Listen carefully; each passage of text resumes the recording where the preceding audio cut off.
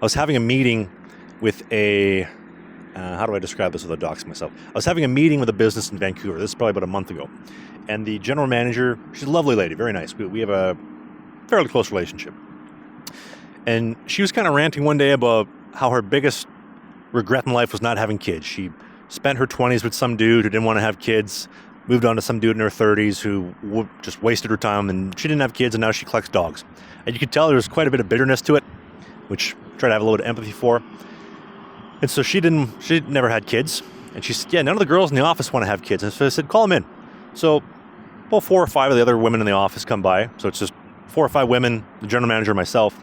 And they all said they don't want to have kids. One's like, nah, I don't want to have kids. I want to travel. Nah, I don't want to have kids. I don't want to ruin my body. Maybe I'll adopt, but apparently, you ruin your body, and as a mom, you get a smell. There's a birthing smell. And I will confirm this. Women that have kids do have a specific scent to them. Apparently, it's for the baby to know where the mom is. So, the mom gets a birthing smell, and the baby can come back. Again, childbirth is the most important thing in the world. So we're not going to shame mothers for smelling. We're just going to acknowledge that they smell like moms, I guess. Anyway, point being is that all these ladies, and some more attractive than others, obviously, none of them wanted to have kids. And so they all kind of looked at me. It was quiet for a second, and I said, well, I guess I'll have to do it myself, ladies.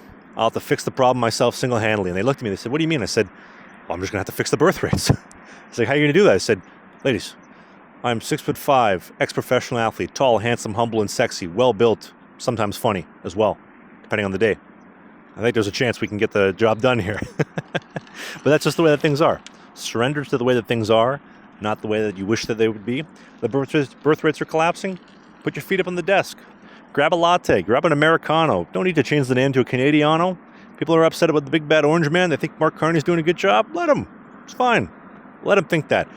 You have information that they don't have. Surrender to it. I'm still going to reproduce. I'm going to live my life in a way that's going to benefit myself, my future offspring, my future kids. I saw a post the other day. I think this was on Facebook. It might have even been an Instagram reel. But it was, actually no, I know exactly who it was. It was an Instagram reel from an Instagram account called Lucas Answers. If you don't follow Lucas Answers, dude, this guy is the man. He has fantastic content, great message, great delivery, very entertaining as well.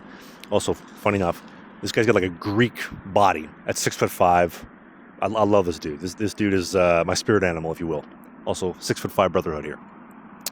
But his reel was essentially the message of, if you look at your family bloodline, and you as the current generation, I am the current generation of my family bloodline, if you are not wealthy or have a whole bunch of assets or some type of family name, your previous family members of the bloodline, they messed up.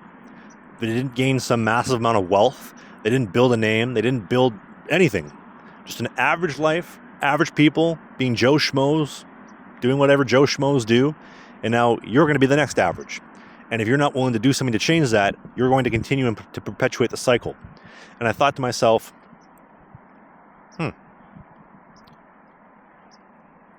my success is going to affect, obviously, the life of my future kids and the woman that I want to have kids with.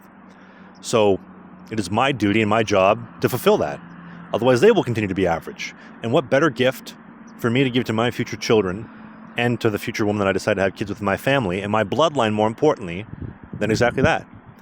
My mom's father, my grandfather, obviously, who at 8 years old was over in Germany, the big bad dudes, for YouTube's sake, boot open the door, they bust open the door, they put a gun to his head and say, boom, you're going to do this or else. He spent the next 8 years dodging bombs, somehow managed to live, came across the ocean on a boat, rickety old boat, 2 months across, didn't have anything to his name, not a pot to piss in, a window to throw it out of, and he found a way to somehow come over, meet my grandmother, reproduce, have my mom found my dad, and reproduced, and then boom.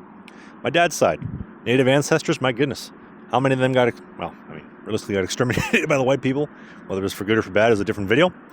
And somehow they managed to reproduce, and then here I am. Well, I guess they had my dad, and then they had me. My dad impregnated my mom, then had me.